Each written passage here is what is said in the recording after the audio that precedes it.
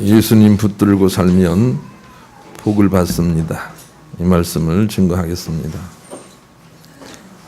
춘천에 한마음교회라는 교회가 있습니다. 이 교회는 예수님의 부활에 참여하기로 유명한 교회죠. 예수님이 부활했으니 우리도 부활할 수 있습니다. 이런 믿음을 가지고 부활에 참여하기를 원하고 부활말을 설교했는데, 그런데 교인들이 살아나기 시작했습니다. 그래서 간증을 많이 하기로 유명한 교회가 됐습니다. 우리가 예수님의 부활을 떠올리면서 나에게도 부활이 있겠다라고 생각하며 믿음을 키우면 그 부활이 나타나는 거죠. 우리 가정에도 부활이 있겠다 하고 주님을 붙들고 믿음을 키우면 그 부활이 나타나는 거죠. 그래서 예수님의 온 몸, 삶 어느 것이라도 붙들고 우리가 살아야 되겠어요. 예수님의 고난을 붙들고 우리의 고난의 승리를 바라볼 수 있어야 되겠어요. 그래야 고난은 이길 수가 있어요. 예수님의 옷자락이라도 붙들어야 혈루병이 낫는다고요. 예수를 붙들고 우리가 살아야 되겠어요. 바울도 예수를 붙들고 살아 승리한 사람이죠. 빌립보 3장 10절로 12절에 내가 그리스도와 그의 부활의 능력과 그 고난에 참여하고자 하여 그의 죽으심을 본받아 어떻게 해서든지 죽은 자 가운데서 부활에 이르려 하노니 내가 이미 얻었다 함도 아니요 온전히 이루었다 함도 아니라 오직 내가 그리스도 예수께 잡힌 바 된 그것을 잡으려고 달려가노라. 바울의 인생은 예수 그리스도의 고난에도 참여하고 부활에도 참여하고, 그래서 예수 그리스도가 잡은 것을 같이 잡으려고 그렇게 애썼던 그런 삶이라고 우리에게 고백을 하고 있습니다. 거기에는 참 많은 능력과 바른 승리가 나타나게 되는 거죠. 여러분, 구약을 살았던 다윗도 역시 예수님의 부활에 참여한 자라는 거 우리가 알고 있지요. 다시 한번 읽어보겠습니다. 사도행전 2장 29절 32절 같이 읽읍시다. 시작. 형제들아, 내가 조상 다윗에 대하여 담대히 말할 수 있느니 다윗이 죽어 장사되어 그 묘가 오늘까지 우리 중에 있도다. 그는 선지자라 하나님이 이미 맹세하사 그 자손 중에서 한 사람을 그 위에 앉게 하리라 하심을 알고 미리 본고로 그리스도의 부활을 말하되 그가 음부에 버림이 되지 않고 그의 육신이 썩지 당하지 아니하리라 하더니 이 예수를 하나님이 살리신지라 우리가 다 이 일의 증인이로다. 그랬습니다. 그러니 다윗은 예수 그리스도의 부활을 이미 알고 참여해서 나도 예수 그리스도처럼 죽지 않음이 있겠구나 하고 용기 있게 행하여 복을 받은 사람이라는 것입니다. 어떤 사람이라도 다 예수 그리스도에 승리하는 자가 되어야 참 복을 받을 것이며, 그런 사람은 실패하지 않는다는 걸 우리가 알아야 되겠습니다.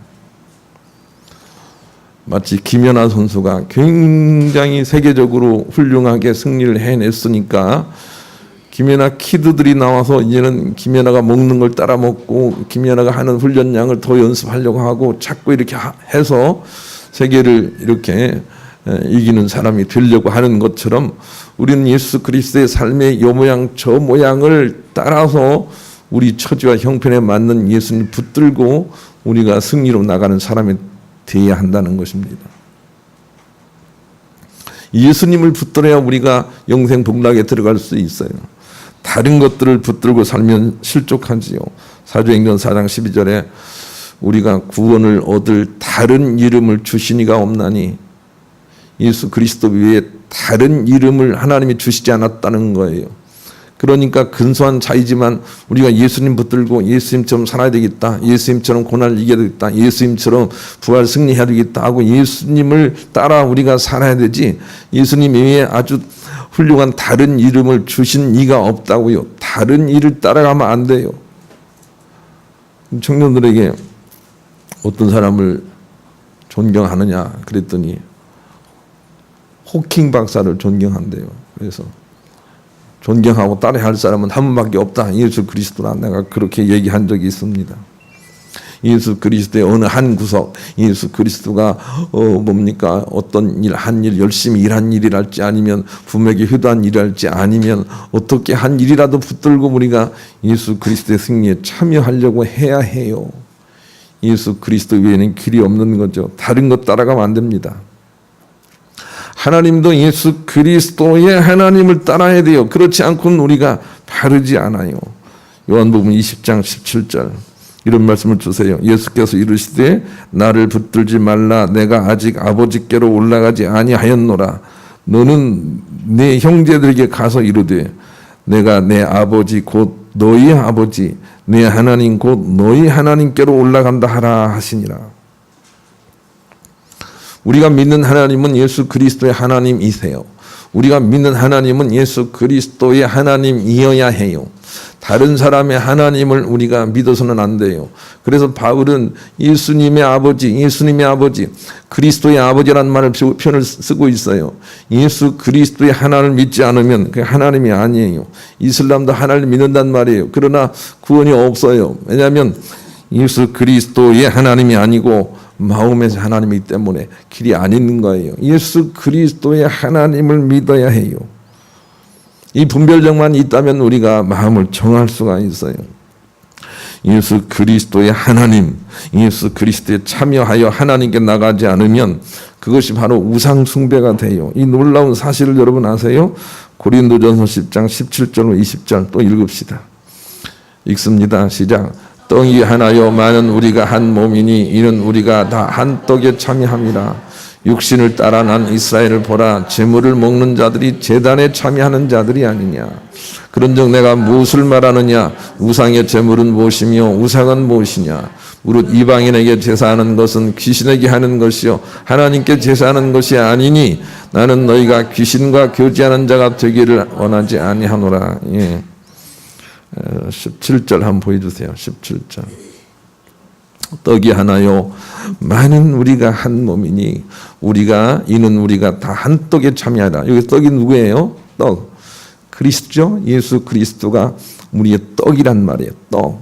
예수 그리스도에게 참여한 사람이 되어야 돼요. 그런데 18절 이스라엘은 예수 그리스도에 참여하지 않고 교회에 참여했어요. 제단에 참여했어요. 18절 육신을 따라난 이스라엘을 보라. 제물을 먹는 자들이 저 떡에 참여하지 않고 제단에 참여하는 자들이 아니냐. 19절 그런즉 내가 무엇을 말하느냐. 우상의 제물은 무엇이며 우상은 무엇이냐. 그게 우상이라는 거예요. 20절 무릇 이방인이 제사하는 것은 귀신에게 하는 것이 하나님께 제사하는 것이 아니니 나는 너희가 귀신과 교제한 자가 되지를 원하지 아니하노라. 예수님에게 참여하지 않는 모든 것들이 다 우상이란 말이에요. 예수님을 통해서 하나님을 봐야 돼요. 예수님의 이름으로 기도해야 되는 거죠. 예수님의 무엇인가를 참여하고 그 예수님과 관계된 하나님만이 참 하나님이시고 그렇지 않은 것은 아무리 열심히 해도 그 우상이란 말이에요. 분별을 우리가 할 수 있어야 되겠어요. 그래서 예수 그리스도의 몸과 지체가 되어 참여하고 있지 않으면 우리는 구원으로 가는 바른 열차를 탄 게 아니에요. 우상에게 속고 있는 거예요. 그리고 우리가 병이 생기고 세상에 모든 문제 아픔이 생기는 것도 바로 이 예수 그리스도 안에 있는 하나님 예수 그리스도에게 붙어있지 않기 때문에 오는 것이라고 고린도전서 11장 28절로 32절에 가르쳐 주세요. 고린도전서 11장 28절 32절 같이 읽읍시다. 시작. 사람이 자기를 살피고 그 후에야 이 떡을 먹고 이 잔을 마실지니 주의 몸을 분별하지 못하고 먹고 마시는 자는 자기의 죄를 먹고 마시는 것이니라.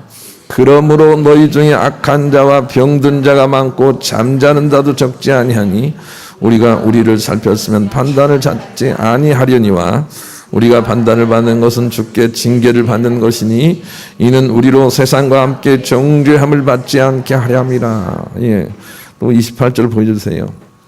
28절 사람이 자기를 살피고 그 후에야 이 떡을 먹고 이 잔을 마실지니 여기서 이 떡과 잔은 우리가 이 세상에서 먹는 밥과 국을 의미하는 거예요. 사람들이 이 세상에서 무엇을 먹을 때 주의 몸을 분별하지 않고 예수님을 떠올리지 않고 은혜를 떠올리지 않고 하나님을 떠올리지 않고 마구 먹어대니 병이 생긴다는 거예요. 29절 주의 몸을 분별하지 못하고 먹고 마시는 자는 자기 죄를 먹고 마시는 것이냐. 그게 죄라는 거예요. 여러분 무엇을 먹을 때 예수님께 기도하지 않고 떠올리지 않고 먹는 게 죄라는 거예요. 그걸 알았으면 좋겠어요. 하나님 감사합니다. 예수 그리스도의 은혜로 내가 이렇게 새 삶을 삽니다. 예수님 이 밥이 내게 양식이 되게 해주세요 하고 예수님 떠올리고 먹지 않고 그냥 그 맛에 빠져서 그냥 무엇이 맛있지 막 새우가 맛있고 뭐가 맛있다고 이렇게 막 음식에 빠져버리는 것이 죄란 말이에요. 30절 보여주세요. 그러므로 너희 중에 악한 자와 병든 자가 많고 잠자는 자도 적지 아니. 그렇단 말이에요. 그러므로 우리가 하나님을 떠올리지 않고 하기 때문에 그것이 죄가 되는 것이고 그 모든 일들로 인하여 이 약한 것이 들어와요. 병이 들어와요. 죽는 것, 잠자는 것도 들어와요. 그러니까 항상 떠올려 살아야 돼요. 주님께 기도하지 않고 하는 것 때문에 얼마나 많은 일들이 있는지 몰라요. 제가 오늘 여기 오기 전에 아침마다 매일 읽는 행연의 세길 목사님의 조회라는 책을 봤더니 이런 내용이 있더라고요. 우리가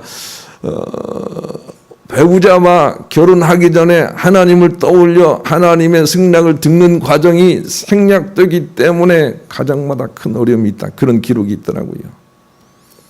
우리가 음식을 먹을 때 하나님 떠올리고 하나님 이 음식이 하나님의 거룩한 축복이 되길 원합니다 라고 하나님으로 먹지 않는 모든 일들이 우리를 약하게 한단 말이에요.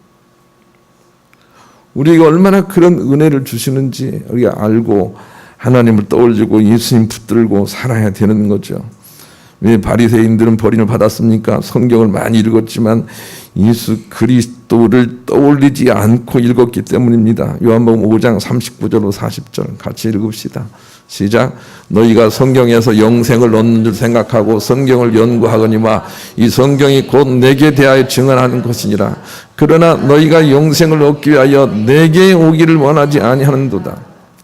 너희들은 성경을 참 많이 읽는데 성경이 나에 대해서 써졌다는 걸 알지 못하고 내게는 나오지 않는구나. 그래서 너희들은 겉으로는 믿는 것 같지만 속으로는 나를 믿지 않는다. 그렇게 말씀하시는 거예요. 그러니 예수님 중심으로 성경을 읽지 않으면 우리도 바리새인처럼 우상 숭배자가 되고 버림받는 자가 된다는 걸 알고 예수님 중심으로 신앙생활을 해야 돼요.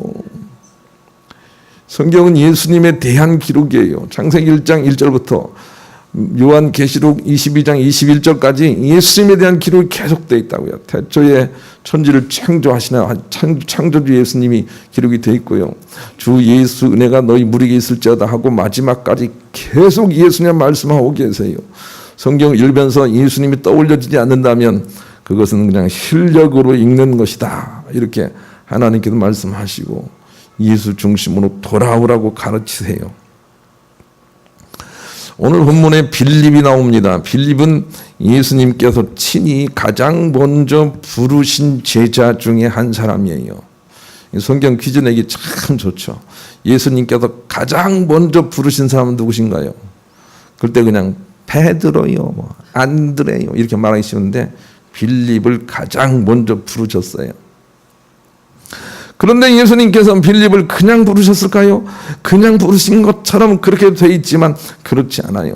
그런데 빌립이 다른 바리새인과 다르게 그냥 예수님 중심의 신앙생활을 하고 있었기 때문에 불렸다는 것이 46절인가요? 5절이 나와요. 자, 본문이 그런 내용이에요. 한번 읽읍시다. 본문을.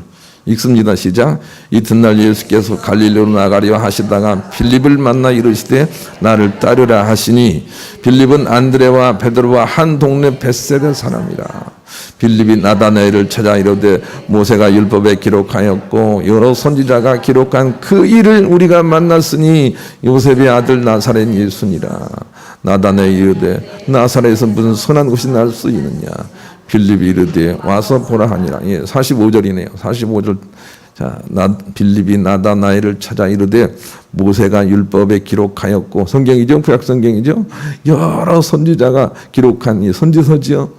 그 일을 예수님을 우리가 만났으니 요셉의 아들 나사렛 예수니라 하고 이 빌립은 예수 중심의 믿음을 갖고 있었던 거예요. 다윗처럼. 그래서 불렸단 말이에요. 예수님 중심으로 성경을 읽지 않으면 우리가 결단코 하늘에도 부름 받을 수가 없어요. 예수님 중심이 돼야 돼요. 예수님, 이것은 예수님을 나타내시는구나. 예수님을 우리가 중심으로 성경을 읽어야 그 몸에 참여함으로 천국에 갈 수 있다는 것 잊어버리면 안 되겠어요. 바울이 왜 참 선지자입니까? 바로 예수 그리스도만을 드러내기 때문이죠. 예수 그리스도만을 의지하기 때문이죠. 예수 그리스도 외에는 다른 것을 의지하지 않기 때문이죠. 이게 그래서 참 선지자입니다. 고린도전서 2장 1절로 2절도 읽읍시다. 읽습니다. 시작. 형제들아, 내가 너희에게 나아가 하나님의 증거를 전할 때 말과 지혜의 아름다운 것으로 아니하였나니 내가 너희 중에서 예수 그리스도와 그의 십자가에 못 박히신 것 외에는 아무것도 알지 아니하기로 작정하였습니다. 예수 중심으로 신앙생활을 했기 때문에 바울이 참 선지자란 말이에요. 그런데 오늘날 우리는 예수가 아니고 저 과천에서 아주 성경을 제대로 해석하는 한 사람이 나왔다 하고 자기가 어떤 보혜사든 뭐라고 할 때 우리는 아무런 저항도 없이 그냥 따라가는 거예요. 거기가 좋다는 거예요. 분별력이 없어요. 그리고 거기 가서 신앙생활 하다 보면 점차 예수는 없어지고 어떤 한 사람만 자꾸 나오는 거예요. 늦게라도 돌아와야 되는데 알지 못하는 거예요. 예수님이 아니면 발음이 아닌 것이에요. 예수님만이 하나님께 나가는 길인 것을 우리가 알아야 되겠어요. 그래서 예수님만이 구원에 이를 수 있도록 온전하게 잘 사신 분이세요. 예수님 외에는 구원을 받을 만큼 잘 산 사람이 아무도 없어요. 하나님은 예수님만 구원하실 거예요. 그런데 예수님이 은혜를 베푸셔서 예수 그리스도에게 참여한 자들을 같이 구원하시려 했어요. 그러니 우리가 예수 그리스도 없이 아무리 의로운 일을 행해도 구원이 안 된다는 걸 알아야 되겠어요. 우리가 의로운 행위를 하지 못해도 예수 그리스도가 나를 위해 대신 죽어준 것을 의지합니다라고 할 때 우리가 구원이 된다는 걸 알아야 되겠어요. 그래서 예수님을 의지하고 우리가 살아야 되겠어요. 그리고 예수 믿고 복을 받으려면 이제는 예수 그리스도의 구원을 넘어서 예수 그리스도의 부활에 참여하는 자가 돼야 돼요. 예수 그리스도가 이렇게 죽을 육신을 넘고 사망의 생명으로 살아나셨으니 우리 가정도 우리 육체도 내가 살아날 것이다 하고 예수 그리스도에게 참여함으로 믿음을 선포하고 나가게 될 때 우리가 치유를 받는 거죠. 예수 그리스도 아니고 다른 것으로도 우리가 나음을 입을 수 있는데 그것은 결단코 우리를 영생으로 들어가게 하지는 않아요. 예수 그리스도 그분이 없이는 아무것도 우리가 하나님의 참복으로 나가지 못해요. 예수 그리스도 그분에 의지하고 있어야 돼요. 그래야 천국도 갈 수가 있는 거예요. 예수 그리스도의 이름으로 우리가 기도하고 일어나야 될 이유도 거기 있는 거죠. 우리 복음서 267장 같이 부릅시다. 예수 중심으로 살기 위해서는 저체로 예수 중심의 교회와 예수 중심의 이웃을 만나는 것이 중요하다는 거죠. 그래서 44절에 그런 말씀을 주는 거예요. 44절. 빌립은 안드레와 베드로와 한 동네 벳세다 사람이라 이런 표현을 주고 있는 거예요. 예수 중심의 사람들과 함께 사는 것이 너무 중요하다는 것을 우리가 알았으면 좋겠어요. 그래서 맹자의 어머니는 자기 아들을 교육할 때 어디 공동묘지 옆에서 자기 아들을 키우면 그냥 상여 매는 것만 따라서 하고, 또 어디 시장 쪽에 가서 살면 그냥 장사하는 얘기만 하고, 그래서 학문하는 쪽으로 가지 않습니까? 우리가 어떤 환경 속에 있느냐 하는 것은 우리가 결정할 수 있습니다. 예수 그리스도를 따라 사는 사람들과 함께 같이 신앙생활을 해야 합니다. 교회가 너무너무 중요하다는 거 알았으면 좋겠어요. 저는 목사님들 모임에 가서 이런 얘기를 듣고 머리를 한참 끄덕인 적이 있습니다. 세계에서 제일 큰 교회가 여의도에 있는데 그 교회 목사님이 요즘은 희망을 가져라, 꿈을 가져라 이런 메시지를 반복해서 하고 있는데 점차 그분에게서 예수님에 대한 말이 사라지고 있다는 말을 하면서 제가 공감했습니다. 여러분, 그 어떤 것이라도 우리가 아무리 좋은 언어, 아무리 좋은 이론이라 할지라도 예수 그리스도가 없으면 구원으로 나가지 못합니다. 이 비밀을 우리가 알았으면 좋겠어요. 예수 그리스도가 아주 편협하다고 생각해도 어쩔 수가 없습니다. 예수 그리스도는 편협하지 않고 너무 넓으신 분이세요. 그러나 예수 그리스도가 아니고는 우리가 구원으로 나가지 못해요. 정말로 좋은 사람들이 너무 많아요. 여러 번 얘기했지만 나는 공자 선생님도 정말 많이 공부를 많이 했어요. 노자, 장자 정말 섭렵을 했어요. 그런데 그분이 정말 좋은 말을 많이 했지만 그분들을 통해서 구원으로 나갈 수가 없어요. 석가모니도 우리가 생각하는 것처럼 아주 허랑방탕한 사람이 아니란 말이에요. 정말 훌륭한 사람이지만 그분을 통해서 우리가 구원으로 갈 수가 없어요. 예수 그리스도에게 계시되고 예수 그리스도에게 전파된 그 복음만이 천국으로 갈 수 있단 말이지요.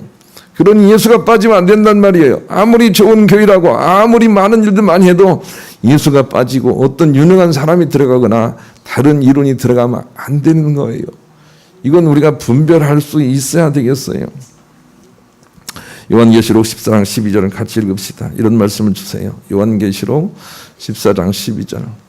성도의 인내가 여기 있나니 하나님의 계명과 예수에 대한 믿음을 지킨 자들이니라. 그렇게 말씀하고 있어요. 여러분, 성도가 끝까지 인내하면서 지켜야 될 것은 하나님의 계명 즉 사랑과 예수 그리스도에 대한 믿음이요. 예수 그리스도에 대한 믿음이요. 그 믿음이 없다면 우리는 구원에 이르지 못해요. 우리 자신이 아무리 훌륭한 일을 많이 해도 그것으로 구원받지 못한단 말이에요. 예수 그리스도의 이루심과 그 은총을 우리가 붙들고 가지 않으면 구원이 안 돼요. 그러니까 우리가 예수 중심의 교회와 그 이웃과 함께 있지 않으면 이내 다른 말 속에 빠져버린단 말이에요. 실족한단 말이에요. 그러니 예수 중심의 교회를 잘 택하고 그들과 함께 교제하는 게 중요한 거죠. 복음서가 349장 같이 나눕시다. 두 번째, 예수님 붙들고 살기 위해서는 예수님처럼 살려고 노력하는 삶을 살아야 한다는 거죠.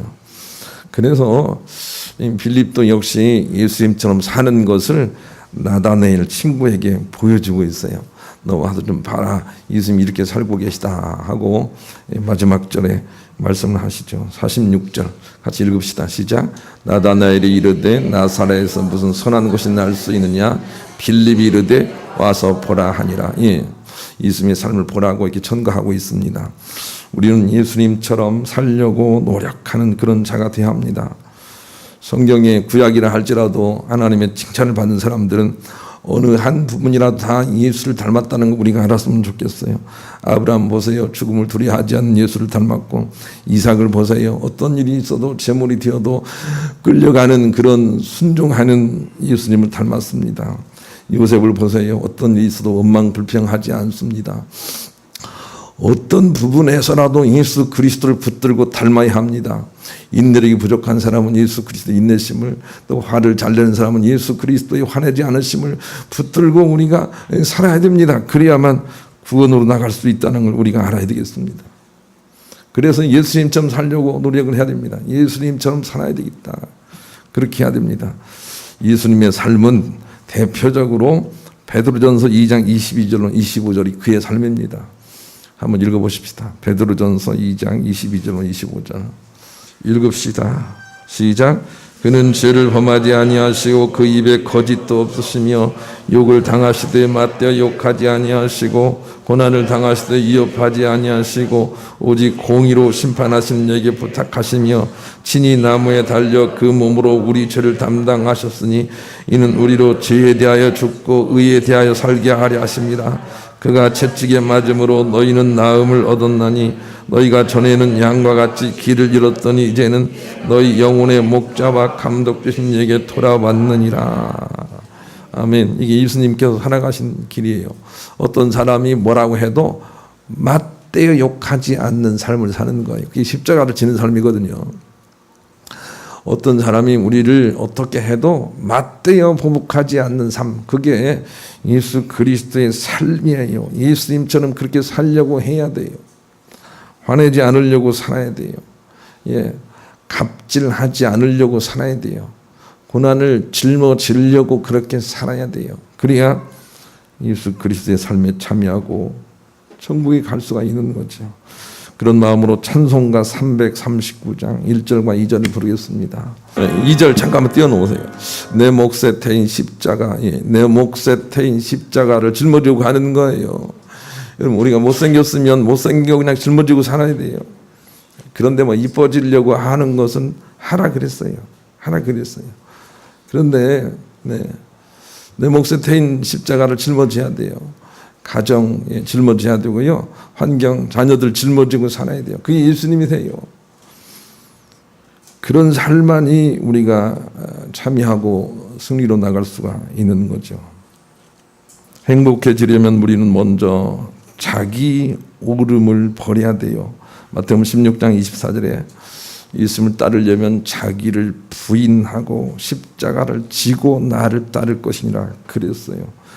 행복해지려면 우리는 먼저 자기 오름을 버려야 돼요. 그리고 예수 그리스도를 따라 살아야 되겠어요.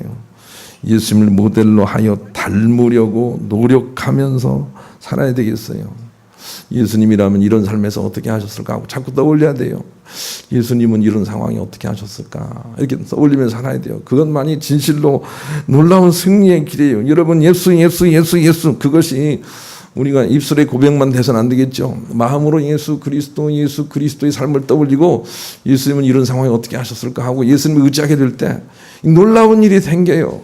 놀라운 회복이 생겨요. 우리가 상상하는 이상의 그런 회복이 있어요. 그래서 예수를 닮은 삶이 우리가 커진 만큼 우리의 삶도 축복으로 커지는 거죠. 예수 그리스도의 삶이 너무도 성경에 많이 기록이 돼 있으나 대표적으로 또 에베소 4장 13절로 24절도 있습니다. 한번 읽어보겠습니다. 같이 읽읍시다. 시작. 우리가 다 하나님의 아들을 믿는 것과 아는 일에 하나가 되어 온전한 사람을 이루어 그리스도의 장성한 분량이 충만한 데까지 이르리니 이는 우리가 이제부터 어린아이가 되지 아니하며 사람의 속임수와 간사한 유혹에 빠져 온갖 교훈의 풍조에 밀려 요동하지 않게 하려 함이라. 오직 사랑 안에서 참된 것을 하여 범사의 그에까지 잘할지라. 그는 머리니 곧 그리스도라. 그에게서 온 몸이 각 마디를 통하여 도움을 받음으로 연결되고 결합되어 각 지체의 분량대로 역사하여 그 몸을 자라게 하며 사랑 안에서 스스로 세우느니라. 그러므로 내가 이것을 말하며 주 안에서 증언하노니 이제부터 너희는 이방인이 그 마음에 허망한 것으로 행함같이 행하지 말라. 그들의 총명이 어두워지고 그들 가운데 있는 무지함과 그들의 마음이 굳어짐으로 말미암아 하나님의 생명에서 떠나 있도다.